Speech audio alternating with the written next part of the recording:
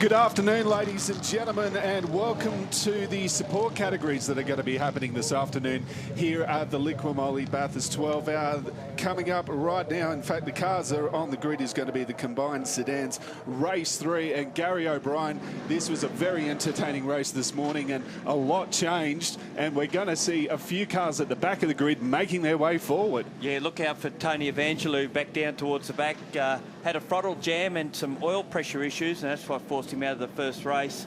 We've seen today, well, the second race, the first race today. And up at the front of the grid, Stephen Lacy on pole, snatched a win off Terry Wyhoon in the last couple of laps of that earlier race. And the reason why Terry had slow pace is because of a delaminating, well, not a delaminating tyre, a flat spotted tyre down to the canvas. All right, let's get ready. Race 3 for the combined sedans, and off they go up the Liqui-Moly pit straight. Let's see if Terry Wyhoon is able to get away, but it's actually going to be Stephen Lacy leading. Oh, Terry Wyhoon's actually been hit by Jim Policina and has rotated the car around. It looks like Ambrosio has also been had to pull up on the side and wasn't able to get past. Yeah, it looks like Terry cut across in front of Jim there into turn 1, and unfortunately spun around as a result. And look at the queue of cars who stopped just so that they weren't going to run into any more complications there. But at the moment, Stephen Lacy out in front. It should be Jim Policina in second. We just fanning down this massive field as they go through turn 2 and head up through the cutting for the first time. And this is the great thing we've seen about the support categories, the amount of competition within the amount of competitors as well, not just for this category, but also improved production, which will be coming up later on. Yeah, well, we've got basically 3 classes here. We've got the chassis class, which is original car with all the U-boot bits bolted on. Space frame class, which is mainly the sports sedans that you see there. And, of course, the V8 touring cars, ex-V8 supercars running around. But at the moment, it's a sports sedan out in front and a V8 touring car in second position. And as we pan down, we can see some of the cars. An ex-Glen Seat Ford Credit EL Falcon chasing Warren Millet's ex-HRT Holden Commodore down through the S's. Now, let's have a look at the replay of the start. There was a few yellow flags at the back, but look at this. Stephen Lacy, off he goes, and definitely had a great start. But Jim Policina and Terry Wyhoon, yeah, you're right. Terry Wyhoon pretty much just cut straight across Jim Policina. Yeah, I don't think Terry, it would have been in Terry's blind spot being out that left-hand window, so through the mirror. So unfortunately, yeah, just one of those incidents, nothing you can do about it. Just get on with it now as we watch him go down Conrod Straight the first time. Stephen Lacy well and truly out in front at this point. Very good afternoon to you, gentlemen, and just watching Tony Evangelou come down Conrod Straight as well in this opening lap. Had some unfortunate dramas in that first race and didn't finish it, but already now steaming through the field as they come down Conrod Straight for the first time.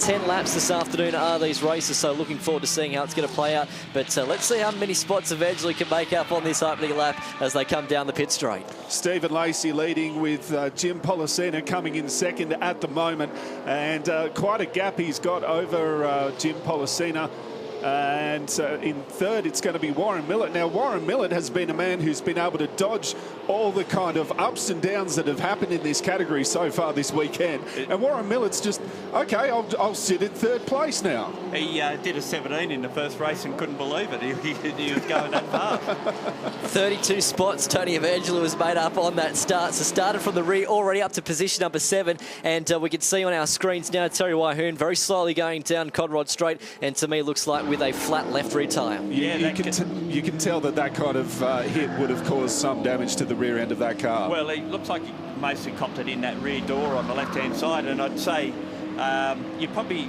get a bit of a discount. That car's currently for sale, so you might get a discounted price.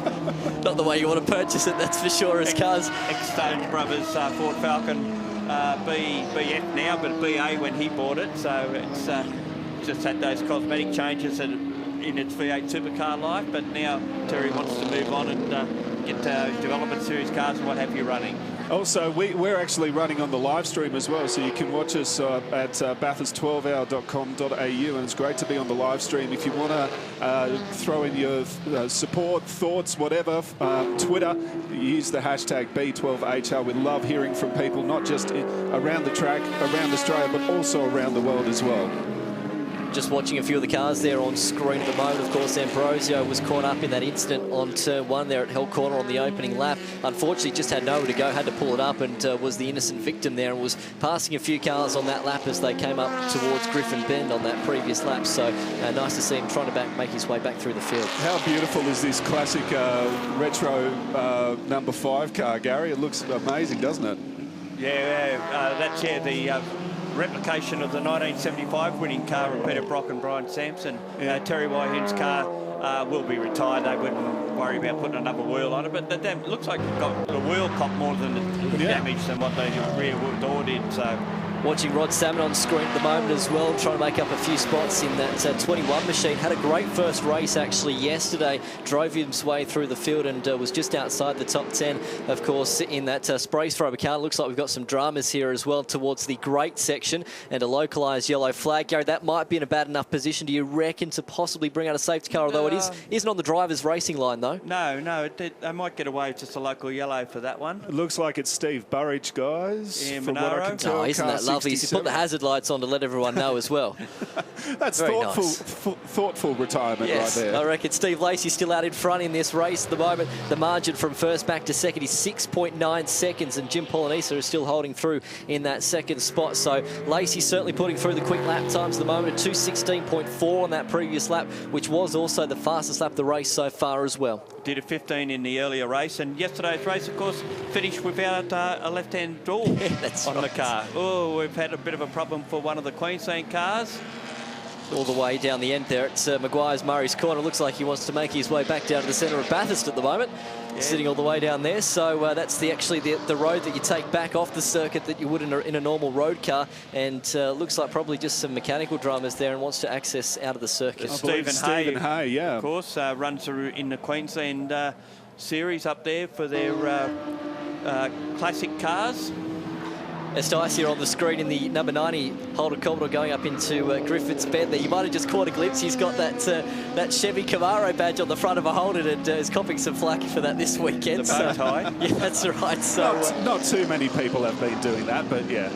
Terry Whitehoon just entering the circuit now as well into our shot there towards the back. So he has actually got that car back out on the track. And here's Rod Salmon continuing to fight as they go across the top of Mount Panorama. That's actually the top 2 cars in the chassis class. Yes. Chris Tonner in the Corvette and Rod Salmon in the Evo 10. So they're battling for top models in chassis.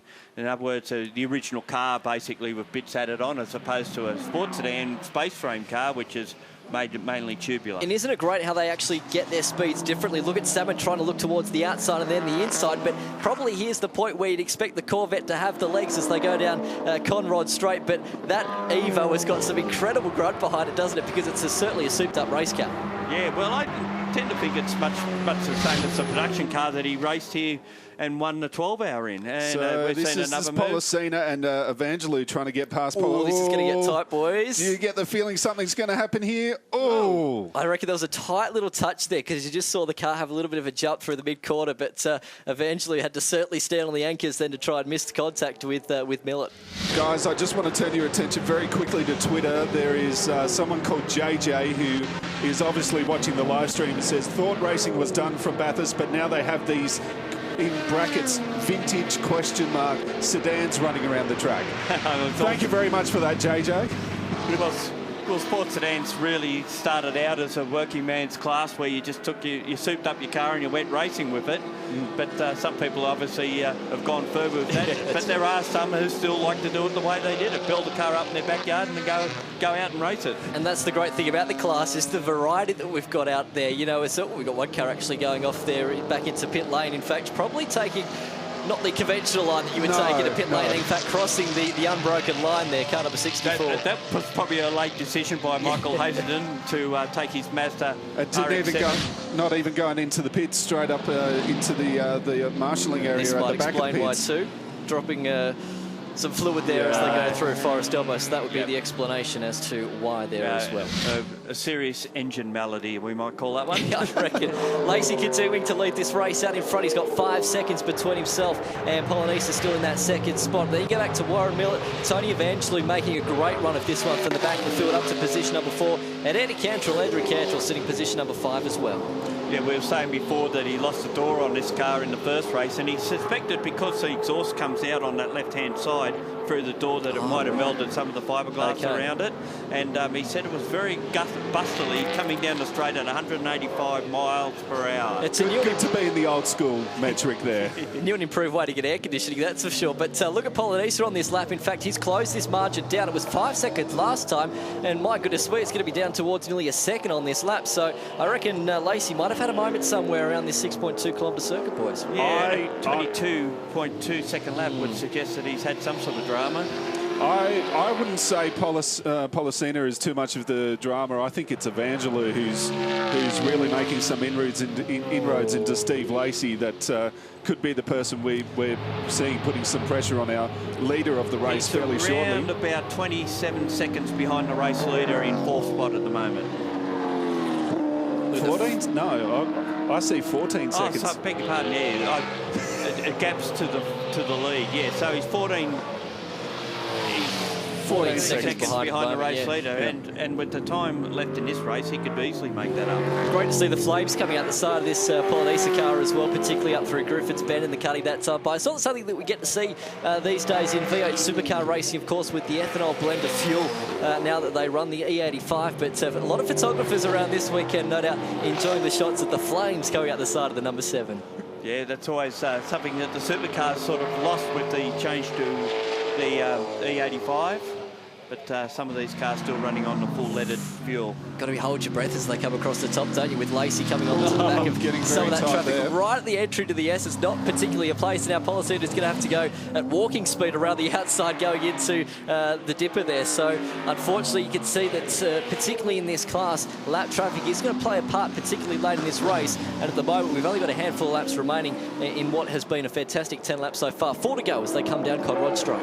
Yeah, in the HQ Holden, of course, nowhere near the speed of these cars that are leading the race, and there's not much he can do where he is either, because he could get into trouble and take them all out. Exactly. So the best thing I've always been told is you just keep going your line and let them find their own way around. Of course, we love hearing from you on Twitter. Use the hashtag B12HR. Joshua Barrett says, watching Australian club racing at 4 a.m. in the UK on a Saturday morning. Love it. So g'day to Joshua. I hope you are enjoying the broadcast on the Bathurst 12-hour website, and thank you very much for tweeting us, mate. Not only enjoying that, but enjoying something that is incredibly Australian, V8s on Mount Panorama. Yeah, you've got to say it, V8s. The V8s. V8s. You've got to have a rumble to it. Where's in your voices. The mate, V8s, yeah. mate. Yeah, the V8s, mate. G'day. Look at this. This is, so we've got Warren Millett, and now Tony Evangelou is coming up on Warren Millett. He's been doing that for a couple of laps. I thought he would have gone past Warren, but he hasn't done it yet. But look at the last lap times though, boys. Evangelou 2 seconds quicker than Millett on that previous lap, so it's come down. And if you look at it retrospective as well, we were talking a moment ago that gap from first back to fourth was actually 17 seconds. It's come down to 12. Now, I know we've got 3 more laps to go, but this battle for third's certainly going to be a beauty. I think it will, because look at Evangelou coming up on Warren Millett at the moment. Let's see if, well, visually what we're seeing, if Warren Millett is able to hold off Tony Evangelou over the top of the mountain, possibly. In fact, no, boys, Evangelou's actually slowing. He's slowing coming out of Griffiths Bend. Not so again. This is another drama for Evangelou, unfortunately, this weekend. He's pulled off to the side of the... he's just slowing, but trying to pull off the racing line. He's been saying all weekend they've had a slight dip in oil pressure. Maybe it's dropped again. Terry Wyhoon reckoned he was looking at the wrong dial, but... because, we would like to point out that there was a gentleman's agreement in inverted commas between Terry Wyhoon. Very close between our race leaders. Sorry to interrupt you there, Cookie, but it's game on at front of the field at the moment. Stephen Lacy and his sports sedan, the Chef Camaro, and Jim Policina in the ex-V8 supercar Holden Commodore VE, right on him at the moment. They're negotiating away past the RX-8 down the straight. He'll be wise to get out of the way there. He was on the grass there for a moment, actually, on the left-hand side. But look at the speed from Lacy as he comes down Conrod Straight. It's certainly got the legs as that Camaro, as he'll tip it into the right-handed here, the fastest corner of straight, the kick of the chase. And now stand on the big anchors on that Camaro, turn it into the left-hand side. And watch Polynese now on the brakes. He closes right in underneath Lacy once again.